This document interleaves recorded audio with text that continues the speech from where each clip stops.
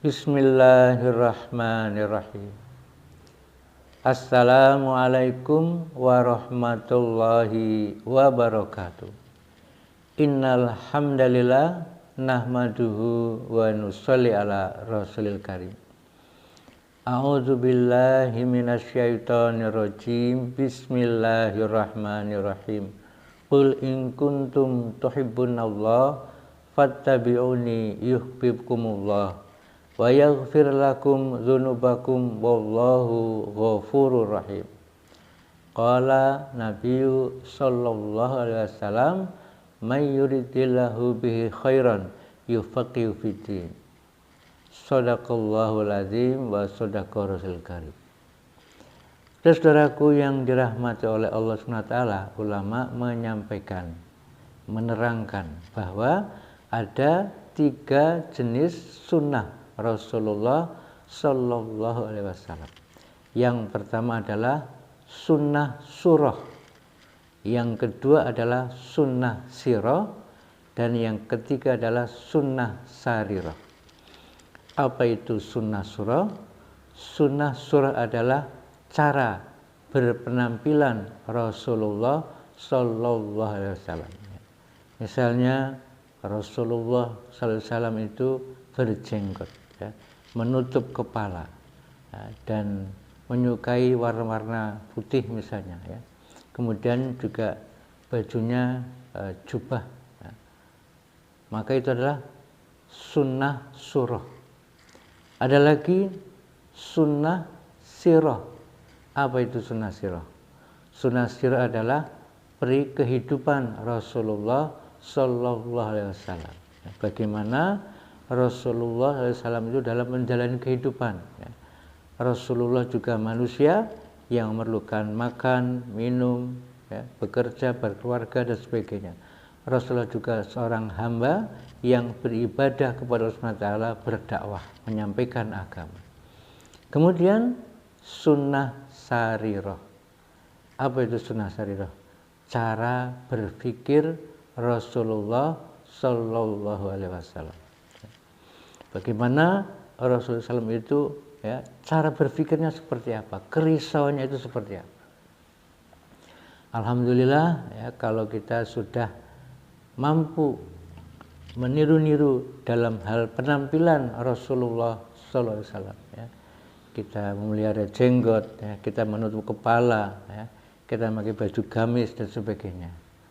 Maka apabila kita kerjakan itu dalam rangka, ya, niat mengharap ridho Allah karena rasa cinta kita kepada Rasulullah, kita akan mendapatkan kecintaan dari Allah SWT. Kita akan mendapatkan ampunan dari Allah Subhanahu wa Ta'ala.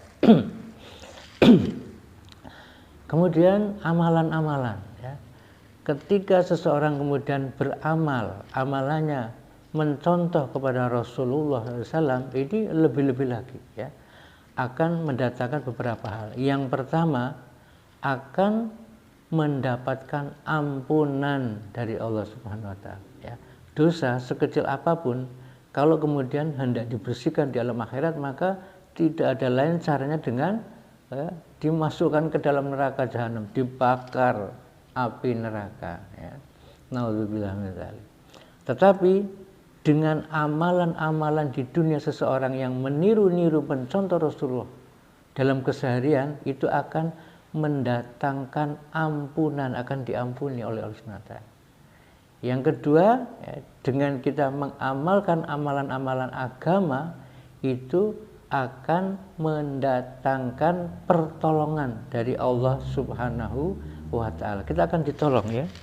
Kita punya banyak masalah, sekecil apapun masalah kita tidak bisa menyelesaikan kalau tidak ditolong oleh Allah SWT. Ketika Allah SWT menolong diri kita, sebanyak apapun masalah, ya, serumit apapun, seberat apapun masalah, akan selesai dengan sebaik-baiknya, ya. Kemudian dibalik dari amal-amal agama yang kita kerjakan akan mendatangkan hidayah. Ini penting sekali, ya. Seseorang yang tadinya, ya, tersesat, yang tadinya orang yang bermaksiat kepada Allah SWT, kemudian mendapatkan hidayah, dia akan selamat, ya, diselamatkan oleh Allah Subhanahu wa taala. Ini akan Allah berikan hidayah apabila kita mengamalkan amalan-amalan agama. Kemudian dibalik daripada amal-amal agama ini, sekecil apapun perintah Allah SWT, sesuai kehendak Allah SWT, sesuai dengan sunnah Rasul, akan mendatangkan ridho dari Allah SWT. Kalau Allah SWT sudah ridho, Masya Allah, apalagi yang akan kita harapkan kalau sudah diridhoi oleh Allah Subhanahu wa taala. Ya. Ini sunnah sirah, amalan-amalan dari Rasulullah sallallahu alaihi wasallam. Ada lagi yaitu sarirah. Nah, ulama menerangkan sunnah sarirah ini adalah cara berpikir Rasulullah sallallahu alaihi wasallam. Ulama menjelaskan bahwa Rasulullah sallallahu alaihi wasallam itu fikir dan risau, apa yang dipikirkan, dirisaukan bagaimana seluruh umat manusia itu, ya, tanpa kecuali siapapun, ya, sampai kapanpun dimanapun, dalam keadaan bagaimanapun itu bisa selamat, yang penting selamat, ya, di dunia ini maupun di akhirat kelak. Itulah fikir risau Rasulullah sallallahu alaihi wasallam, ya. Suatu ketika ada seorang Yahudi, ya, meninggal dunia. Kemudian Rasulullah SAW itu melihat, ya, kemudian berdiri, sedih sekali. Para sahabat mengingatkan, ya Rasulullah, itu Yahudi ya Rasulullah. Kemudian Rasulullah SAW, ya, bersabda, saya belum sempat mendakwahi Yahudi itu, ya. Kalau saja saya sempat mendakwahi Yahudi itu, mungkin dia mendapatkan hidayah dari Allah. Maka satu orang, ya, telah menuju ke neraka jahanam kekal abadi selama-lamanya. Seperti itu kerisauan Rasulullah SAW, ya. Semuanya dipikirkan bagaimana agar bisa selamat. Nah, kita bagaimana? Apakah kita, ya, sudah sebagaimana Rasulullah sallallahu alaihi wasallam? Cara berpikirnya, risau kita. Alhamdulillah, oke, penampilan kita keren, ya. Meniru-niru Rasulullah, ya, berjenggot, pakai topi, pakai gamis jubah, ya, dan sebagainya, pakai sorban, ya. Kemudian amalan kita pun juga begitu, ya.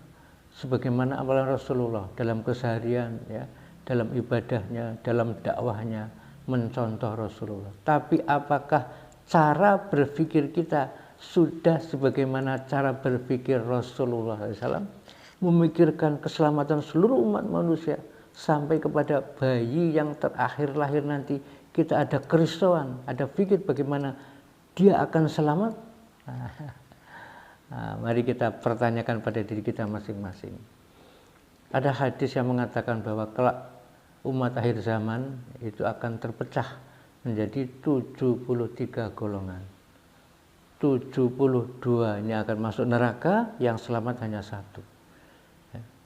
Bagaimana kita memahami hadis ini? Kalau kita memahami yang 1 itu adalah saya itu, kelompok saya itu, maka semua yang lain selain kelompok saya itu neraka. Loh, ini cara berpikir seperti ini, cara berpikir yang tidak sesuai dengan cara pikir Rasulullah, bahkan bertolak belakang dengan cara berpikir Rasulullah SAW. Ya. Rasulullah SAW itu mengabarkan seperti itu. Ya, maksudnya bukan kemudian begitu, kemudian kita mengklaim bahwa sayalah yang 1 itu, yang lainnya neraka. Tidak. Rasulullah menyampaikan ini agar kita itu risau, ya. Jadi yang 1 itu nggak perlu dirisaukan, ya, jelas sudah masuk surga.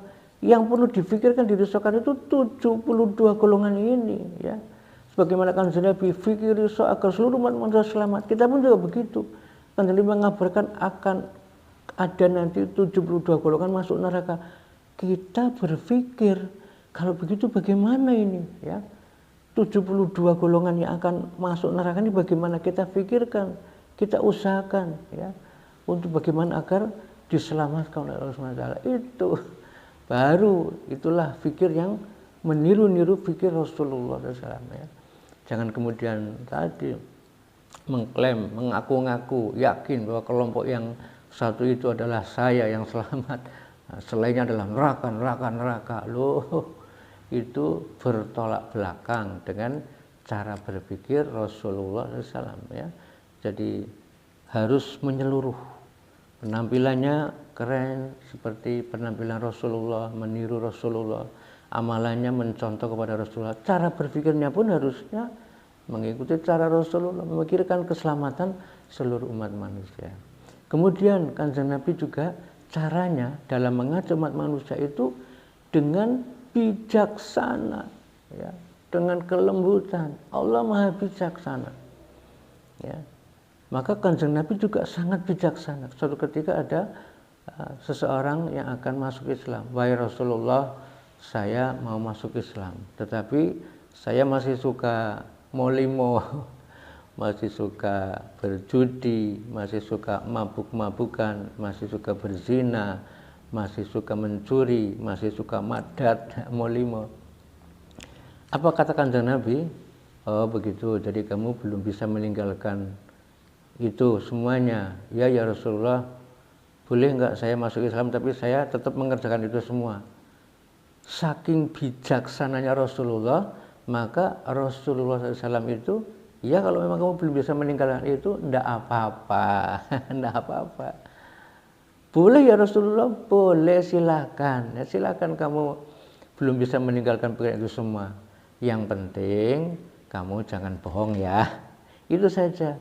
Maka orang ini senang sekali. Loh, hanya itu saja ya Rasulullah, hanya tidak boleh bohong, tapi saya boleh mabuk, boleh berzina, boleh mencuri, boleh berjudi, boleh madat, boleh, silakan. Senang orang ini ya. Maka kemudian dia masuk Islam, mengucapkan kalimat syahadat. Besoknya karena dia masih belum bisa meninggalkan kemaksiatan itu, seperti biasa dia mau minum minuman keras. Ya, malam dia datang suatu tempat hendak minum minuman keras. Tapi ingat, ya saya tidak boleh bohong. Nanti kalau ketahuan Rasulullah ditanya, kamu tadi malam kemana? Lalu apa yang nanti saya akan jawab? Ya, saya habis minum minuman, kan malu saya. Maka orang ini ya tinggalkan itu tadi. Dia nggak jadi mabuk-mabukan. Meskipun awalnya rasa malu. Ya. Kemudian besoknya dia mau berzina. Ya. Lalu dia ingat lagi, saya tidak boleh berbohong. Nanti kalau saya ditanya Rasulullah, kamu semalam kemana yo? Lalu apa jawaban saya? Ya. Saya kan malu, ya Rasulullah saya berzina, malu. Maka dia tinggalkan ya, dengan kesadaran sendiri. Demikian juga ketika dia akan berjudi, ketika akan madat, ketika akan mencuri, ya semuanya akhirnya ditinggalkan semua, ya karena tadi takut nanti kalau ditanya Rasulullah. Ya, hanya dengan tadi pesan Kanjeng Nabi, jangan berbohong. Ya. Silahkan kalau kamu belum bisa meninggalkan semua itu, silahkan. Yang penting jangan berbohong. Tapi akhirnya dengan strategi seperti itu, ya, dengan kebijaksanaan yang begitu luar biasa dari Kanjeng Nabi, orang ini selamat. Yang penting orang ini selamat, masuk Islam dan akhirnya bisa meninggalkan semua kemaksiatan tersebut. Ya. Kemudian agama ini juga adalah hal yang sangat mudah sekali, ya, sangat mudah. Suatu ketika datang pula seorang pemuda, ya Rasulullah saya mau masuk Islam. Ya. Tapi ya Rasulullah, saya maunya hanya melaksanakan sholat sekali saja. Para sahabatnya mendengarkan geram sekali. Wah, kamu meninggalkan satu sholat saja itu akan di neraka selama satu hukum. Ya. Sekian puluh, sekian ratus, sekian ribu tahun. Mau meninggalkan 4 waktu, hanya mau mengerjakan satu waktu saja. Tapi Rasulullah SAW dengan sangat lembut, dengan sangat kasih, dengan bijaksana, menyabarkan, sabar ya. Dah biarlah, enggak apa-apa, kamu mau masuk Islam, tapi kamu hanya mampunya hanya satu saja. Iya ya Rasulullah, ya boleh, silakan. Agama ini mudah. Orang ini senang, ha? Boleh, mudah agama ini. Maka orang ini kemudian masuk Islam, mengucapkan syahadat, dan sholat hanya satu kali saja, satu waktu saja. Yaitu hanya sholat maghrib saja. Nah, udah. Kemudian dengan doa dari Rasulullah SAW, ya, dengan bimbingan, dengan kelembutan dan kesemangatan, orang ini akhirnya merasa, oh ternyata sholat itu enak sekali, nikmat sekali. Ya, tahu-tahu dia dengan kesadaran, dengan kemauan sendiri menambah, sehingga tadinya hanya satu waktu jadi 2 waktu. Duhur sekarang dia kerjakan, kemudian asar dia kerjakan, ya. Isya dia kerjakan, subuh dia kerjakan, lengkap semuanya, ya. Berawal dari sesuatu yang mudah, ya. Jadi agama itu sudah mudah, ya. Kanjeng Nabi begitu, ya. Jadi cara berpikir Kanjeng Nabi begitu. Agama itu sesuatu yang paling mudah, dan Allah menciptakan agama ini satu-satunya untuk bisa menyelamatkan, ya, umat manusia. Dan Allah mewajibkan agama ini mutlak, ya, sehingga dimudahkan semudah-mudahnya. Tidak ada hal yang lebih mudah daripada perkara agama. Dan Kanjeng Nabi faham ini, ya. Sehingga dalam beberapa hal Kanjeng Nabi pun tidak ingin memberatkan umatnya. Ketika Kanjeng Nabi satu ketika melaksanakan tarawih, salat tarawih di masjid, ya, maka sehari 2 hari orang-orang semakin banyak mengikuti Kanjeng Nabi salat tarawih. Kanjeng Nabi khawatir jangan-jangan nanti ini dianggap sebagai sholat yang wajib, ya, berat, tidak semua orang mampu. Maka Kanjeng Nabi paham. Kemudian tidak lagi sholat di masjid, sehingga orang tahu, oh ini bukan sesuatu yang wajib, ini derajatnya hanya sunnah. Sehingga kalaupun suatu ketika, ya, dengan situasi kondisi tertentu sehingga tidak melaksanakan sholat tarawih itu tidak menjadi beban dosa. Nah, itulah Kanjeng Nabi. Jadi cara berpikirnya begitu, sangat bijaksana. Maka bagaimana kita tadi, ya, dalam menyampaikan agama, apakah sudah sebagaimana Rasulullah SAW? Maka hendaknya kita seutuhnya, ya ayyuhalladzina amanu khulu fis silmi kafah wala tattabi'u khutuwatis syaiton innahu lakum aduwwum mubin. Wahai orang-orang yang beriman, masuklah kamu ke dalam Islam secara utuh, ya. Dan jangan kamu ikuti langkah-langkah setan, karena sesungguhnya setan itu musuh yang nyata bagimu. Jangan sampai kita hanya sebagian-sebagian saja, hanya tampilannya saja, atau hanya tampilan kemudian amalannya saja, tetapi cara berpikirnya, cara mendakwakan agamanya tidak mencontoh Rasulullah, ya tidak sempurna, ya, tidak utuh. Kita bisa nanti terjebak oleh tipu daya setan. Maka penting sekali. Oleh karena itu penting sekali bagaimana kita, ya, memiliki sifat, apa itu? Sifat ikramul muslimin, memuliakan sesama umat Islam. Ini merupakan buah dari sifat-sifat yang lain. Sifat dan hakikat kalimat iman, la ilaha illallah Muhammadur Rasul, salat khusyuk wal khudu, ilmu ma'azikir. Ikramul muslimin merupakan buah, ya. Dakwah wa tabligh, khuruj fi sabilillah, ya. Salat khusyuk wal khudu, ilmu ma'azikir, ikramul muslimin, tasihunnya dakwah wa tabligh, khuruj fi sabilillah.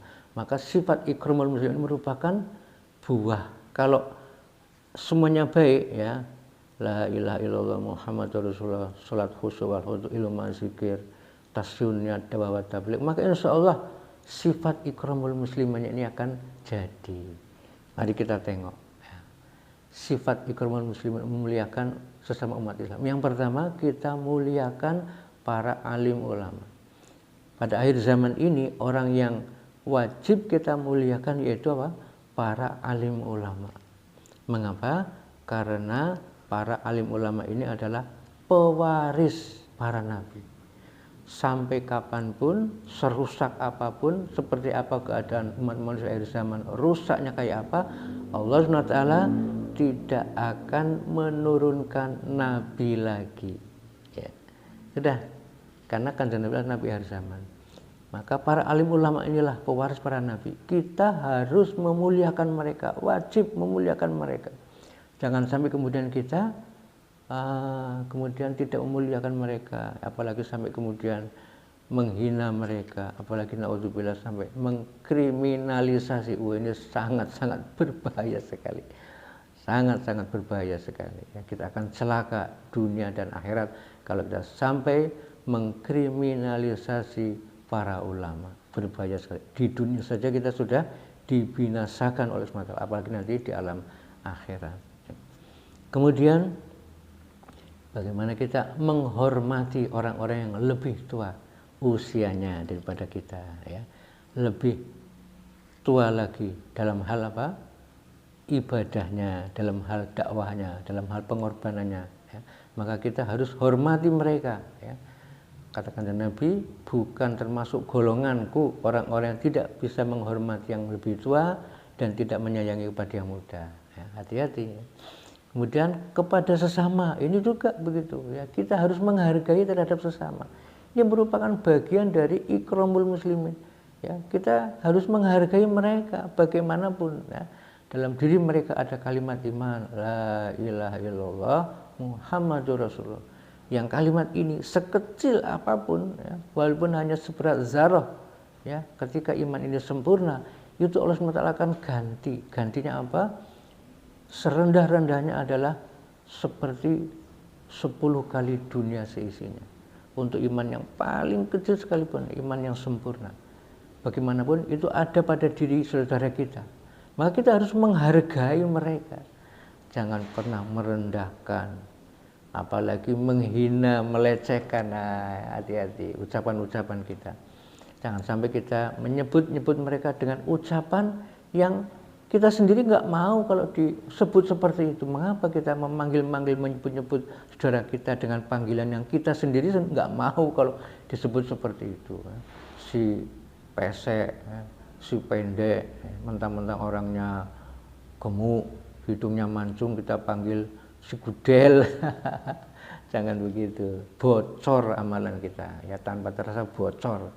Nanti kita di akhirat kaget, loh, amalan saya kok tidak ada pahalanya, malah dosa tok. Kemana amalan-amalan saya? Oh, setelah dicek videonya, kamu panggil-panggil saudara kamu dengan panggilan yang kamu sendiri nggak suka, panggilan melecehkan, merendahkan. Ya tapi kan dia nggak ngerti kalau saya panggil kayak gitu. Iya memang dia tidak tahu, tapi kan Allah tahu, bocor itu. Hati-hati, tidak mungkin kita akan kembali lagi ke dunia, ya. Bagaimana kita akan menemui mereka minta maaf? Ya, sudah habis waktunya. Maka hati-hati, jangan sampai kita merendahkan. Hargai, ya. Bahkan kalau kita melihat orang lain, ulama mengatakan, ya, kita merasa bahwa ketika menjumpai orang yang sudah tua, waduh, dia amalannya baik daripada saya lebih muda daripada dia, ya. Atau kalau kita menjumpai orang lebih muda, aduh, dia dosanya sedikit, saya dosanya banyak, begitu. Ya, dia orang yang lebih baik daripada saya. Kemudian kepada orang yang muda juga kita harus berkasih sayang. Inilah ikramul muslimin, sifat ikramul muslimin. Maka insya Allah, ya, dengan kita miliki sifat ini, ya, mudah-mudahan tadi kita bisa dengan mudah untuk menyempurnakan ittiba kita kepada Rasulullah, ya. Tidak cukup hanya dengan penampilannya saja. Wah, penampilannya sih oke, keren, ya. Berjenggot, tutup kepala, pakai sorban, pakai jubah, pakai tongkat. Bagus, itu bagus, ya. Tapi harus kita sempurnakan. Amalannya juga harus mengikuti amalan Rasulullah, ya, kesehariannya, dalam kehidupan kesehariannya, dalam hal ibadahnya, dalam hal dakwahnya. Dan yang paling penting cara berpikirnya, ya. Harus berpikir terhadap keselamatan. Yang penting semua tanpa kecuali harus kita pikirkan semuanya selamat. Yang penting semuanya selamat. Siapa-siapa orang yang berpikir tentang keselamatan seluruh umat manusia sampai hari kiamat kelak, maka yang akan diselamatkan pertama kali ya dia sendiri. Kalau dia berpikir seperti itu. Kemudian caranya, ya, dengan kelemah lembutan, dengan kasih sayang, dengan kebijaksanaan, ya, dan memudahkan kepada orang lain. Jangan mempersulit. Agama ini mudah. Ya. Tidak ada hal yang lebih mudah daripada perkara agama. Yang kaya bisa mengerjakan dengan mudah, yang miskin bisa dengan mudah, yang ilmunya tinggi bisa mudah, yang awam bisa dengan mudah mengagama, yang lengkap fisiknya bisa dengan mudah, yang cacat bisa. Maka jangan mempersulit, ya, artinya jangan mempersulit orang lain. Mudahkan, gembirakan. Maka insya begitu semuanya nanti bisa diselamatkan, ya. Maka kita penting sekali bagaimana menyampaikan perkara agama ini kepada siapapun, ya. dimanapun ya, dengan siapapun. Kita harus mau dengan siapapun, jangan merasa wah saya lah yang paling benar sendiri, yang lainnya enggak benar, tidak sunnah, jangan ya. Kita harus bekerja sama, tidak mungkin kita hanya seorang diri, enggak mungkin ya. Hanya satu kelompok saja. Kita harus bareng-bareng menyelamatkan umat manusia dengan siapapun ya. Sampai kemanapun karena umat manusia itu ada di mana-mana ya, sampai kemanapun kita datangi mereka ya. Dan sampai kapanpun kita hidupnya terbatas, tapi ketika kita niatkan sampai hari kiamat kelak selama-lamanya, maka Allah SWT dengan sifat rahmatnya akan memberikan pahala kekal abadi selama-lamanya, insya Allah. Mudah-mudahan Allah SWT pilih kita semua dalam usaha dakwah agama ini ya, dan Allah SWT mudah-mudahan terima amal-amal kita dan diberikan kefahaman sebagaimana Allah SWT berikan kefahaman kepada para sahabat radhiyallahu ajma'in, insya Allah. Wassalamualaikum warahmatullahi wabarakatuh.